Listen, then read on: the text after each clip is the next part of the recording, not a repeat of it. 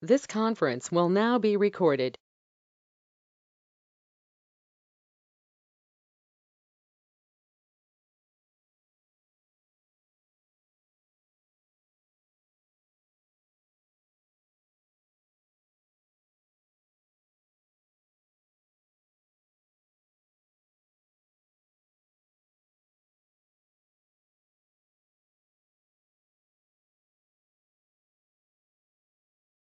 Good evening, Linda. Hello.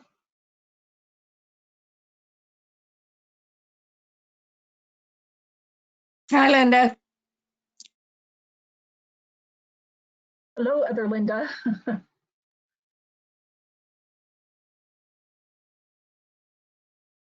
Miss Mayor Pro Tem, I have 7:30. Good evening, everyone, and welcome to the November 10th, 2020 regular Tenino City Council meeting. Let the record show that all council members are present. Please stand for the Pledge of Allegiance. I pledge allegiance to the flag of the United States of America and to the republic for which it stands, one nation under God, indivisible. I can't hear anybody. With liberty and justice for all. With liberty I and couldn't justice. hear anybody. Justice for all. I couldn't hear anybody. I could see John O'Callahan's lips moving, but I couldn't hear anything. Okay. I need agenda approval. So moved. Second. It's been moved and seconded to approve the agenda as presented. All in favor? Aye. Aye. Opposed? I call for, motion passes. I call for the approval of the minutes So of the moved. October.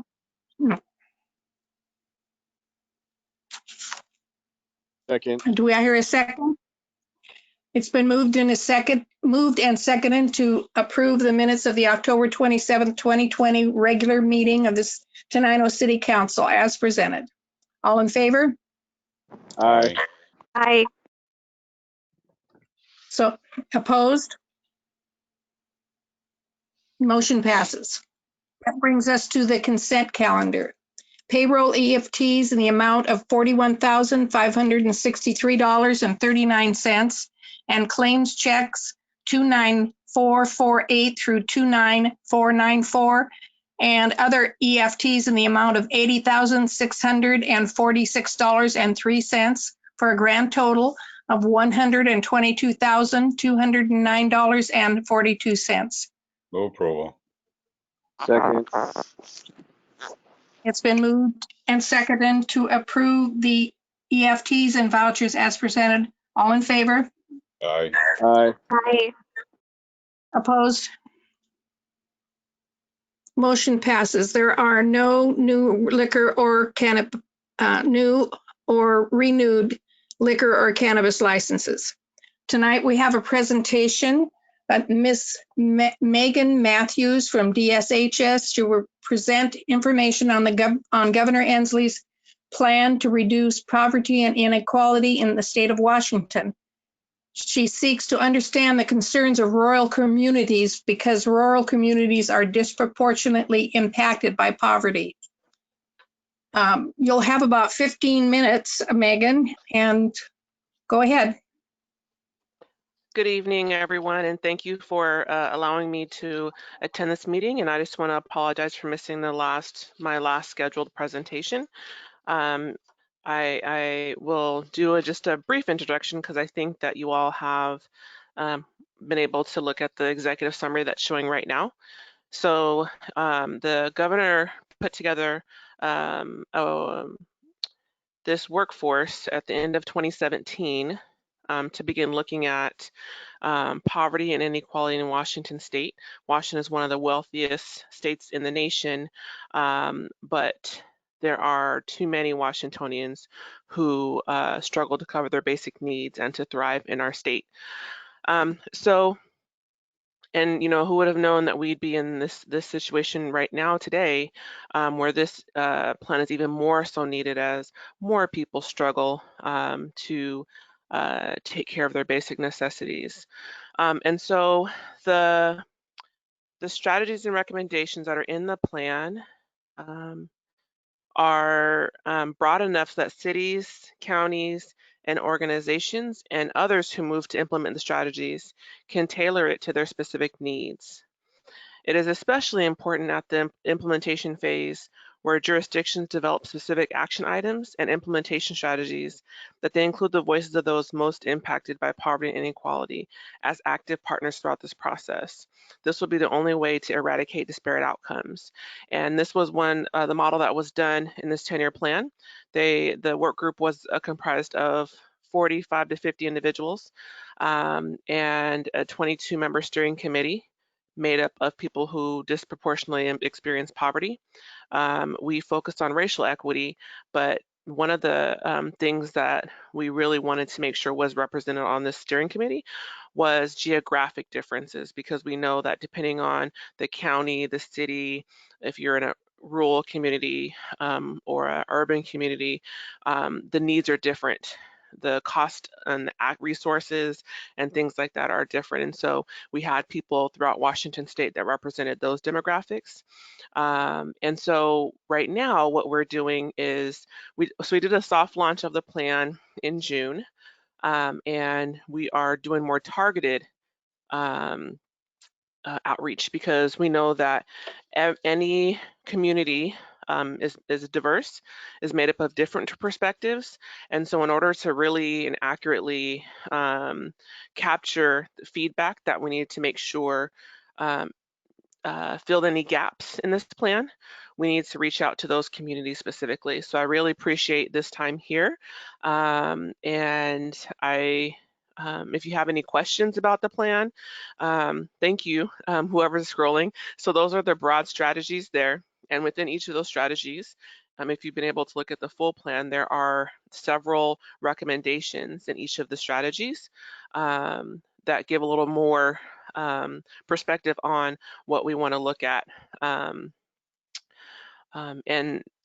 so I'm here today to receive any feedback you have now, and also offer that we can do the full presentation in the future in January, so whenever your schedule allows. So on this page, there's the recommendations for each of the strategies. I don't know if you all can see that. It's kind of small on my screen, but those are the strategies and recommendations that the work group is proposing. And we plan to present the governor with a final draft of this plan the beginning of January, right ahead of the legislative cycle. A lot of the legislators are interested in this work, especially as we seek to recover from COVID in a way that's different, in an equitable way that was different in how we recovered from 2008. There are too many communities left behind and never recovered after that Great Recession. And so we want to do things differently in Washington. And part of that is making sure we get the money during this budget cycle to begin doing this work across Washington state. So I'll kind of stop speaking there and open up for any questions, any feedback, and if you'd like me to elaborate in any kind of way.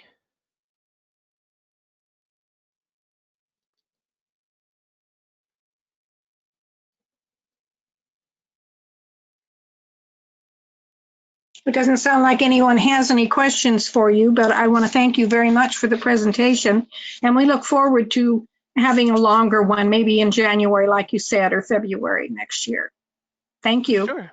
Yeah, sure. No problem. And if during this time you're looking over any information in this plan, feel free to email us, and we'll get your feedback incorporated. We know that rural communities are disproportionately impacted by poverty, and so we want to make sure your feedback from those communities are heard, so that these communities feel that this plan represents them too. there's something in it for all Washingtonians. And we know that if we address any of the inequality in income and things like that, that it benefits all of Washington. So thank you for your time. Thank you. That brings us to public comments. If anyone has a public comment for the council, please state your name and address, and you will have up to 3 minutes for your comment.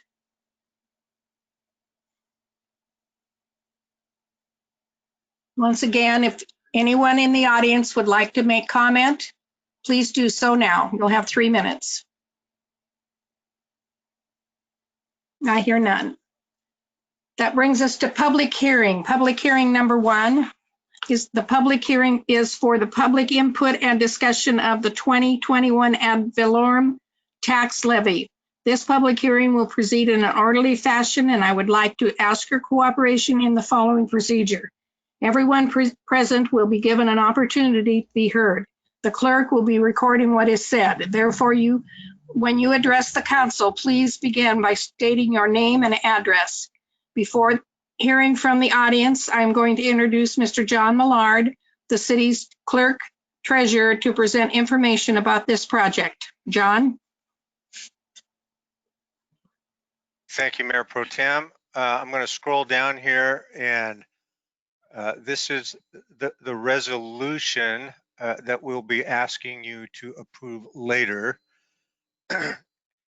And that resolution, the numbers on it are derived from this levy limitation worksheet. This worksheet was recently revised, I should say, by the Department of Revenue. And this is the first year of the revision, and they've made it a little bit easier to do.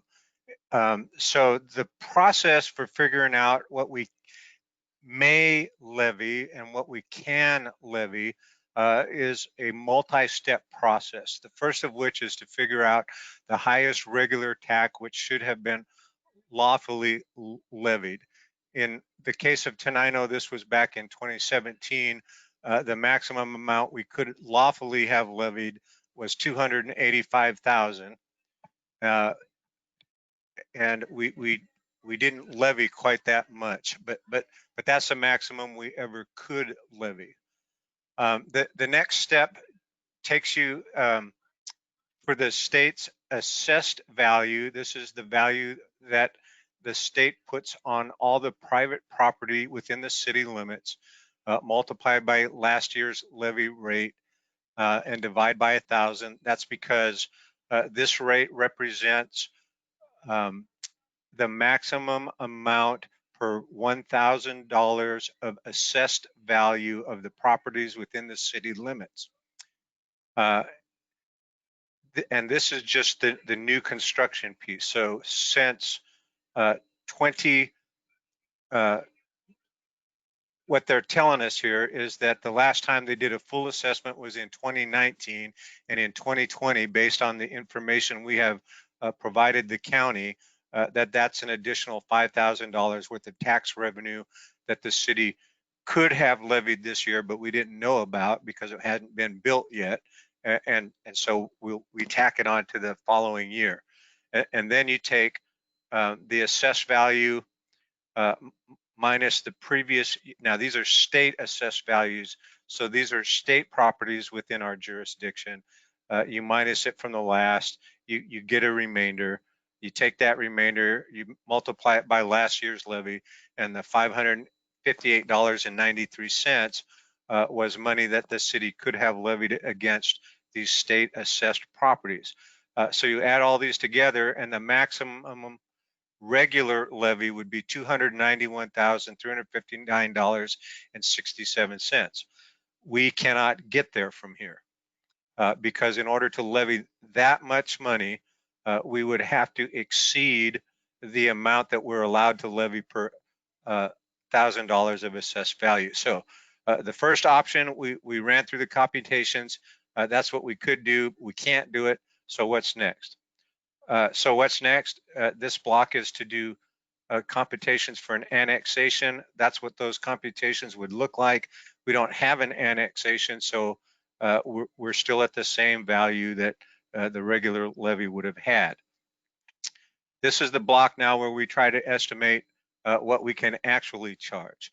The rule in Washington is that senior taxing districts, which would be in our case the city of Tenino, may charge no more than $3.60 per $1,000 of assessed value. However, we have to reduce our levy by an equivalent amount that the fire district and the library district charge. And so when you subtract out what we believe the fire district is going to finally wind up levying and what we believe the library is going to finally wind up levying, you get the statutory rate. So by simple math, Tenino can levy $1 and almost 76 cents per $1,000 of assessed value, and that amount is $267,345. So the highest lawful levy that we could do and remain within this statutorily regulated amount per $1,000 of assessed value is $267,345. And then this next block is for bond levies. We have none, so that doesn't apply to us. Then we got some more computations. You can see they're just checks on each other. And then we run into, okay, what are we really going to do here? So we ran the numbers, and this was 2020's actual levy, plus going back to the maximum lawful levy, the 267. We do these computations and we find out we can't do 267, we can do 266,157. And then we add a little bit because this last year, this sounds crazy, amount to be refunded is the amount the county is going to refund to the city, and it's based on taxes that were over collected by the county, and so the city should have that share. So we add it to the 266 and we get 266,793. So this is the amount that we are going to ask you to levy, the highest lawful levy, because we can do the lower of the highest lawful or the regular limit. So from here on out, there's that. That's the statutory limit. We did not exceed the statutory limit, so we kind of safe-sided that a little bit. And you know, the number shows up enough time, it becomes obvious which one you're going to take. That's the way they designed this worksheet. So when you get done with all the numbers, what we're going to ask you to levy in is this total amount, which represents a dollar increase of $28,429.81 over last year's levy, and that represents a 12% increase from 2020 to 2021. This is not a 12% tax rate. That's $28,000 represents a 12% increase over the amount of ad valorem taxes we levied in 2020. So that's in less than 10 minutes, I've described something that took something like 5.5 hours worth of work, and we coordinated this very thoroughly with the county. Miss Linda Rebick in the county assessor's office ought to be getting part of my salary because she was right there with me doing this. So I feel pretty good about the recommendation. Pending your questions, that's all I have.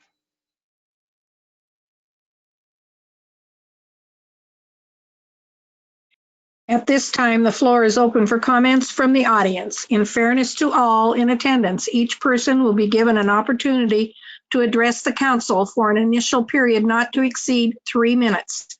If more time is needed, it will be made available after everyone has had a chance to speak. I'm requesting the council members to hold their questions of the public until everyone is done. Is there anyone in the audience that would like to make comment? Hi, this is Dave Watterson. Go ahead, Dave. 1132 Central Avenue East. I just saw this today on Facebook that you were asking for a 12% increase. And after thinking about it a little bit, I would like to express my opinion that I know the dollar amount isn't a huge amount, and it's probably like a $35, $40 impact on households per year. But I just think this is the wrong time to do this amount of increase. I think we should stick with 1 to 3%. Just with all the unknowns, all the struggles people are going through. I know many people can afford that, but $35, $40 may be a lot of money to some people in this times, and going into next year, not really knowing what's going on. I just saw today there are 67 additional cases in Thurston County today. So I would oppose this rate. I would go back to the 1 to 3% range for an increase. I know the city can use the money. I know there's lots of things we could do. But I think the city can get by with that 1 to 3% for this time until we kind of get people and businesses back on track.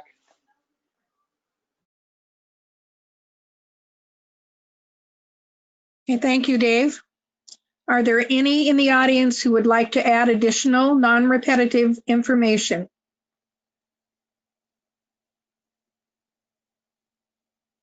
Council members, do you have any questions of the audience or staff?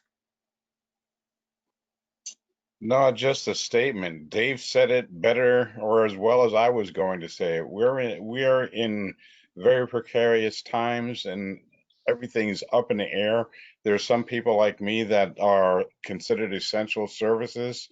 So I don't have to worry about my job, but there's still a lot of jobs out there that are going to be shut back down again. And this time they're saying 111 days. That's a major impact on anybody's budget. And even at $35, that's every penny helps. That's why we did the wooden dollars again, to try to help out. I think we need to stick with what we normally do with the 1 to 3%, 12% again in Tenino. Really, on a dollar basis, isn't a whole lot, but when you add up the times that we're in right now, it could be a major turning point for somebody. Thank you, John. Anyone else? No, John said it good too. I agree with John with what he's saying. It wouldn't look good right now if we did this.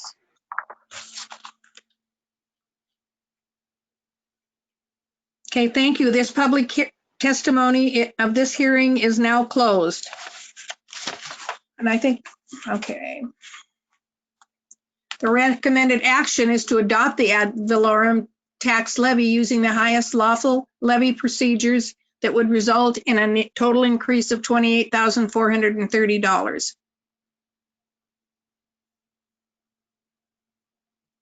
I don't hear a motion.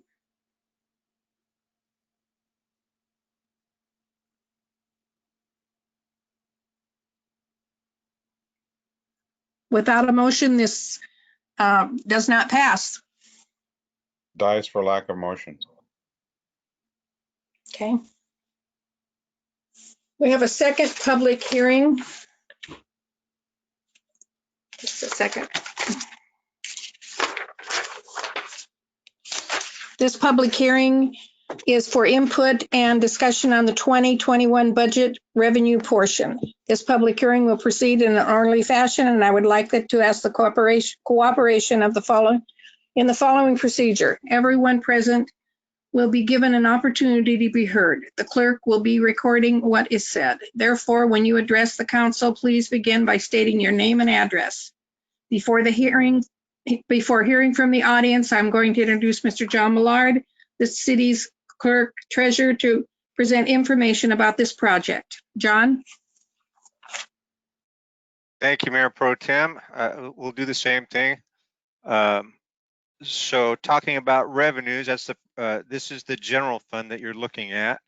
And this worksheet is what we use to arrive at many of our projections. And our methodology is simply this. Each line represents a specific revenue source. And starting as in 2016, we capture the actual costs of whatever that revenue source was, and then we average it for the proposed budget. And unless there is some comment out here in the notes section, that's the methodology we use to arrive at all these proposals. It's the average of the last 1, 2, 3, 4, actual 5 years worth of expenses. And with the 2020 budget and the 2020 actual, what we do is we take the higher. So if you look at this first line, which is real and property taxes, we projected 234.9. We're currently sitting at 217. So the 234.9 number is what we used to arrive at the average. Of course, I picked a bad example because that's not what this number represents. This number represents the highest lawful levy. I'll have to adjust that back down, but recognize that this figure represents $28,000 that we will not have. And so when I show you the bottom line here, we're going to have to take 28,000 off of that. But anyway, that's the methodology, and you can go through each and every line in the budget, and you can see in some cases it's a contract price. Well, so that's obviously not an average. Contract says we owe them $5,000 in that year. That's what we're going to pay them.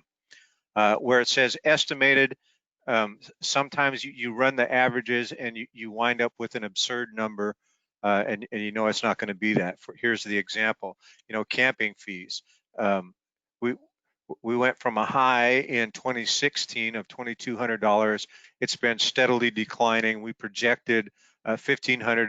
COVID-19 happened, so we didn't have anywhere near what we had estimated or projected, I should say, in 2020. So it skews the average. So the number that we would have come up here would have been too high, and so we just held it back at 2020's estimate, assuming that we're not going to have a COVID-20 next year. You know, those are the great unknowns. So the bottom line is 1.3 million is what we expected to receipt into the general fund. That will be reduced by 28,000. Expenditures are the subject of the next public hearing, so I'm going to go through these very rapidly because I just want to display the bottom line here for you.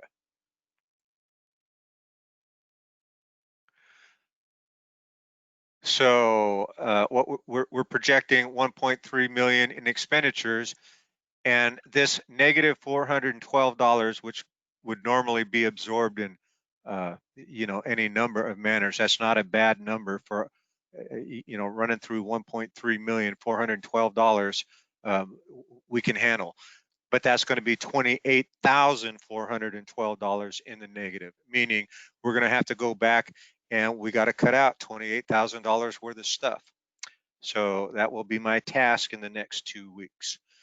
The other accounts, the quarry pool fund, we were able to balance that out, but again, that was on the predicate of taking in 28,000 more dollars than you guys are going to authorize us to do. The street fund winds up at a negative $6,000 balance. That's not quite so good, recognizing that Fund 101 rolls into the general fund. Again, with that 28,000 extra dollars of ad valorem taxes, that can be absorbed. Without that 28,000, this can no longer be absorbed. We're going to have to look at what we need to do in the street fund. The contingency fund is $435 worth of interest is what's going to get in that. The capital improvement fund is healthy and stays healthy. We don't have to depend on the general fund for that. So that's a good one. And then we start getting into the proprietary funds. Again, the proprietary funds start and remain healthy. We have no issues with those in 2021. And now we're starting to get interesting. The other way we were able to balance this budget is this line here, septage receiving. As you all know, we've built the facility out there. Director Cannon and his crew did the first test of that facility today. They had 2 septage haulers come in and empty their trucks, and it worked fine. This number, 550,000 for septage receiving, I lifted this from the feasibility study that Gibson Olson did for us 2 years ago, and that was a the real conservative number that Mike Marshall, our engineer, used was 583,000. I knocked it down to an even 550, and Director Cannon and I divided that number by 3, and what we're going to do with that revenue is 1/3 of that is going to stay right here in the sewer fund, and if these revenue projections are met, then in 2022 we will have about 125,000 of this 550 that we can apply towards lowering the sewer rates for our citizens. Of course, if we don't hit that number, we'll have to make that adjustment. Of the other 2/3, we're going to have to hire, I built a little septage receiving thing here. We're going to have to hire another employee. I'm sorry, I said 155, I meant 165,000. This other employee is going to run us say $60,000 for his salary and his benefits and taxes. And this special assessment, 165,000, that also we put a line in the general fund. So keep in mind that our ability to balance the general fund is relying to the tune of $165,000 on that septage receiving study being valid. I want to show you where I put that here. Right here. So we had 165,000 special assessment. That's the mechanism to get it back into the general fund. And the only remaining funds were the sewer capital improvement fund. That is also starting healthy and will remain healthy throughout 2021. I will be closing the Southwest Washington Agriculture and Innovation Park Fund. That construction has been completed. Once we close the construction contract out, pay those bills, and Commerce reimburses us for those expenses, then I'll be able to close that fund out, and it will not carry over into 2022. And the only other fund is the Municipal Court Trust Fund, and the name of that fund says it all. It's a trust fund. So any money that we deposit into that fund is held in trust for the state of Washington. We write them a check every month, and we write ourselves a check every month for the money that we're entitled to, and that's a very easy fund to balance. Pending your questions, that's my assessment of the revenue situation. Thank you, John. At this time, the floor is open for comments from the audience. In fairness to all in attendance, each person will be given an opportunity to address the council for an initial period not to exceed 3 minutes. If more time is needed, it will be made available after everyone has had a chance to speak. I'm requesting the council members to hold their questions of the public until everyone is done.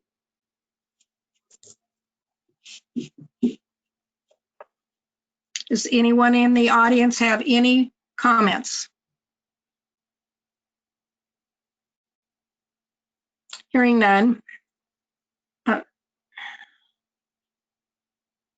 Does the council have any questions for the public?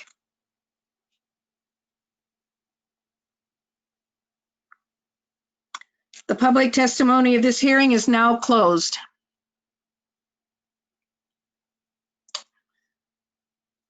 The recommendation is to move to accept the administration's recommendation on the budget revenues as presented.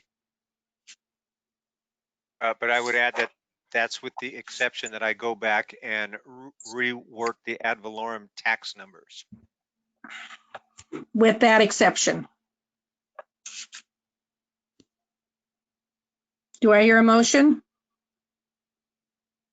With the understanding that the ad valorem tax is going to be adjusted, I would say I would make the motion to accept the budget as presented.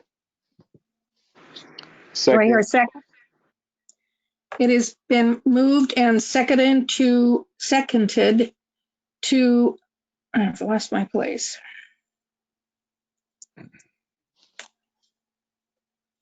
To accept the administration's recommendations with the change of reducing the ad valorem tax as presented. Does that make sense? We'll make sure it makes sense when we write the minutes. Thank you very much. I appreciate that. All in favor? Aye. Aye. Opposed? Motion passed. We have a proclamation.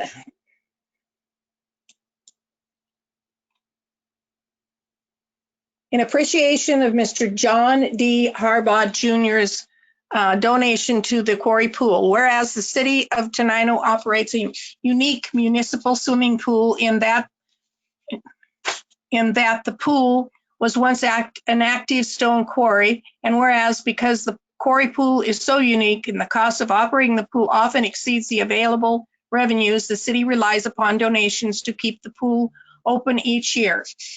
And whereas the official name of the facility is the Veterans Memorial Swimming Pool, and whereas Mr. John Harbaugh, a veteran, has answered the city's plea for assistance by donating $100 to the Quarry Pool Fund.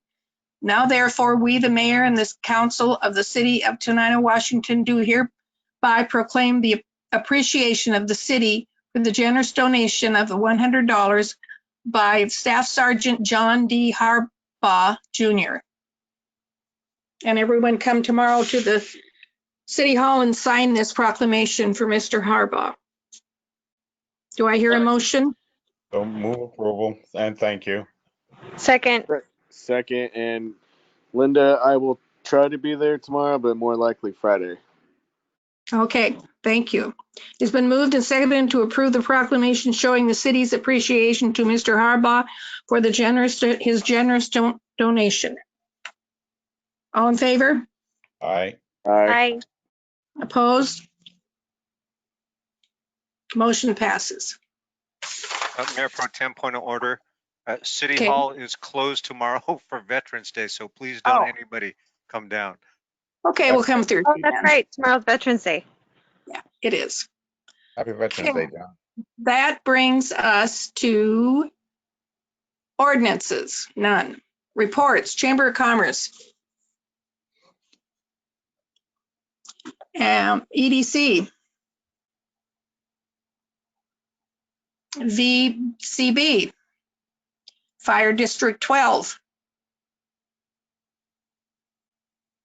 Nothing, John? Library. Linda, are you there? I am, and I do have a report. So let All me right. put my little picture on. Okay. So I'm coming to you from my childhood home in Colorado Springs. So I apologize for the poor lighting, but we do what we can do.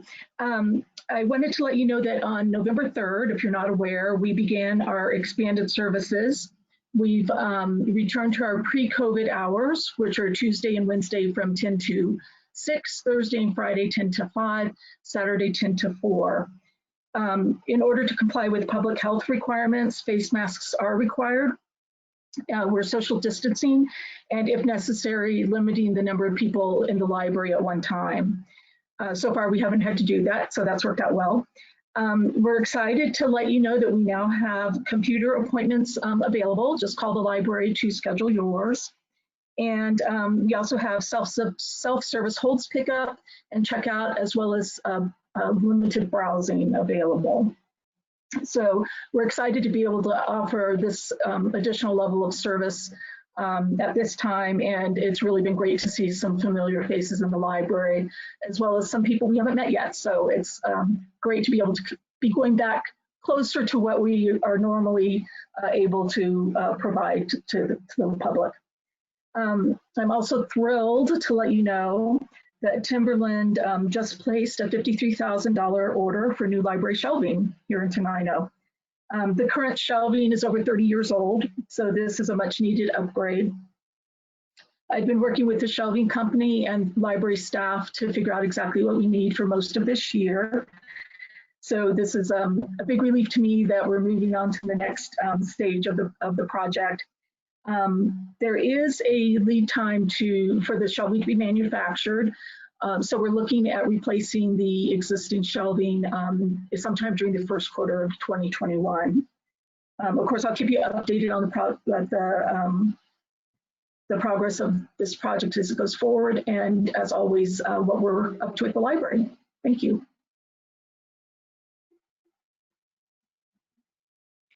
Thank you, Linda.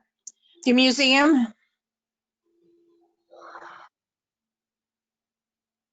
Well, because of COVID, the visiting hours, I believe, are closed now, and we're not able to have our annual dinner. Otherwise, that's about it. Aren't they open Friday and Saturday, noon to 4? Oh, I think yeah, because of the holiday thing that's going on. But otherwise, it's just about that close down time. They did close them after they've been open on Friday and Saturday. Okay. Okay. Tenino Community Service Center. Jody, are you here? The Arch Commission. Civil Service Commission. Facade Improvement Grant Review Board. I hope we get going next year.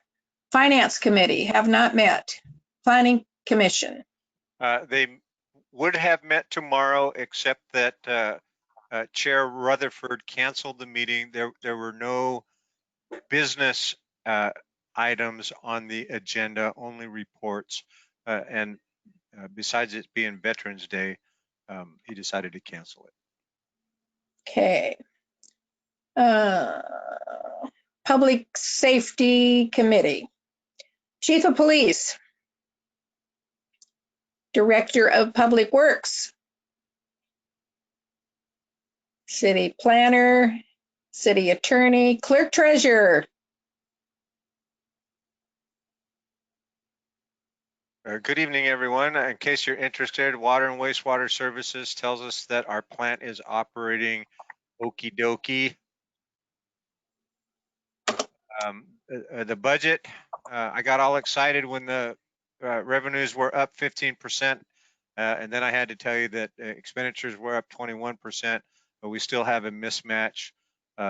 Expenditures are leading revenues, meaning we're going to have less of an ending balance than we had hoped.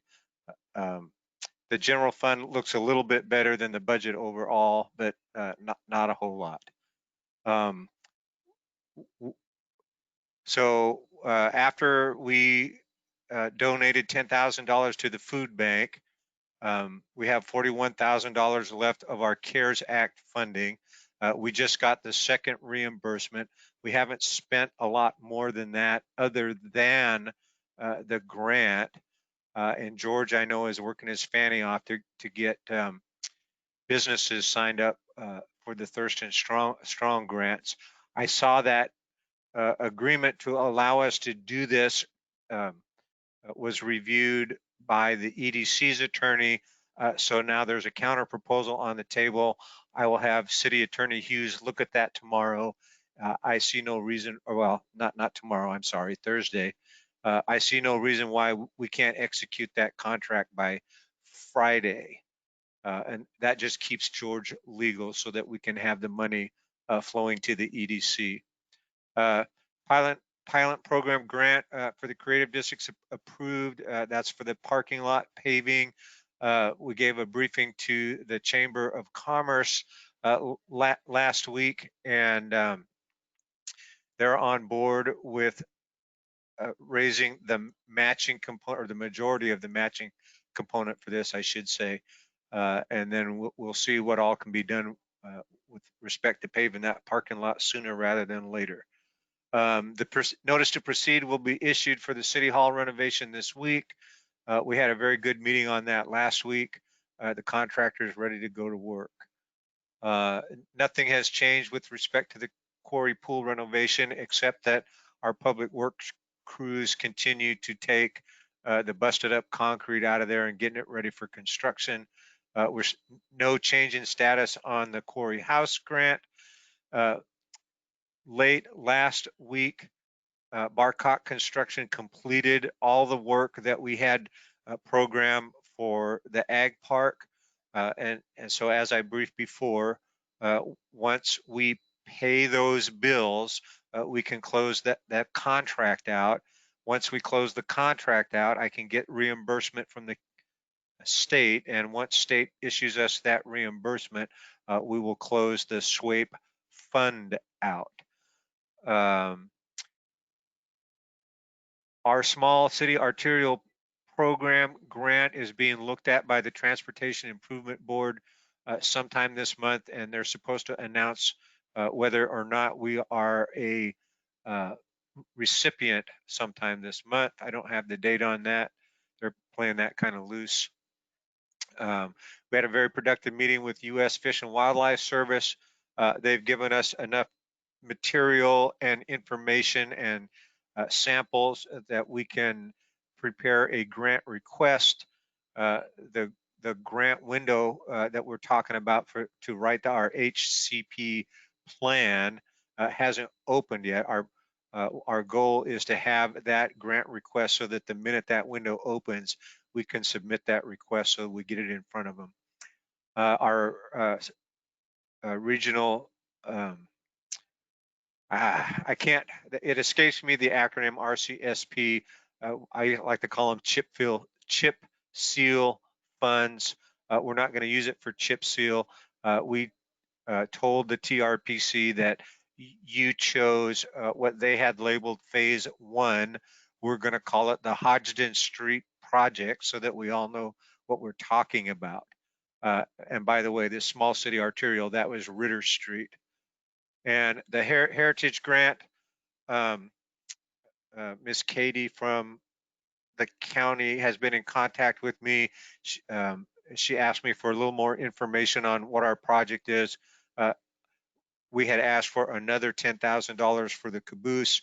You guys just approved a voucher for Mr. Bowman to the tune of almost $2 grand. So we spent just a tad over 10 grand on the caboose so far, not counting initial acquisition costs and not counting the cost of transportation down here. The port has also committed to giving us a small city economic development grant. So we stand, chances are very good that the city itself will not have to put out more than we have already spent on this project. And Mr. Bowman and crew are really coming along with that project nicely. If you haven't gone out there and looked at it, I highly recommend it. They still enjoy the hot cup of coffee on these cold mornings. Pending your questions, that concludes my portion of the brief.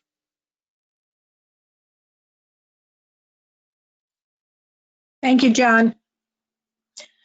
Mayor is not here. No report from him. BDAT. No report.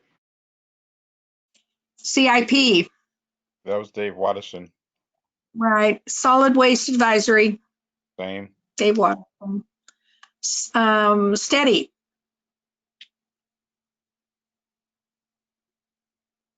Okay. TCOM. 911.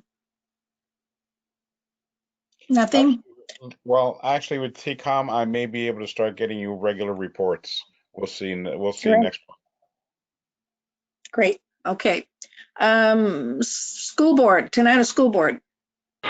No report. Okay. TRPC. I sent everybody the after meeting minutes, so hope that if you have any questions, ask me. If not, Okay. we can move on. Transportation Policy Board. Supposed to be tomorrow, but because of Veterans Day, it's next week. Okay. That brings us to public comments 2. If there's anyone in the audience that would like to make public comment, please speak. You'll have 3 minutes. Please say your name and address. Madam Mayor Pro Tem, this is George Sharp. Can you hear me? I can hear you. Go ahead. George Sharp, 3022 Langridge Loop, Northwest in Olympia, and reporting on the EDC and the support of the Tenino grant program. We have approximately 22 businesses signed up that we've collected information from, and we'll be closing that out next week after we have the contract between the EDC and the city. Make one final call for that. So that'll be the number of businesses, then divided by whatever CARES Act funding is left. The other part is through STEADY, we're supporting the Tenino Holiday Market and the Chamber of Commerce. The holiday market will be running starting this Friday and run for the next 3 weekends in November, and then the first 2 weekends in December, and then the Wednesday, Thursday, Friday, right before the last weekend there. And so it's going to be open from 10 a.m. to 5 p.m. So I encourage everybody to come out and support. We have 28 vendor spaces filled, so it's pretty exciting. Thank you. Thank you, George. Next was going to be announcements, but it's George already announced everything. So I call for adjournment. Non-debatable motion. All right. Happy- Good night, all. Good night. Thank you. Happy Veterans Day. Thanks, everyone. Same Good to you. night. Thank you. Good night.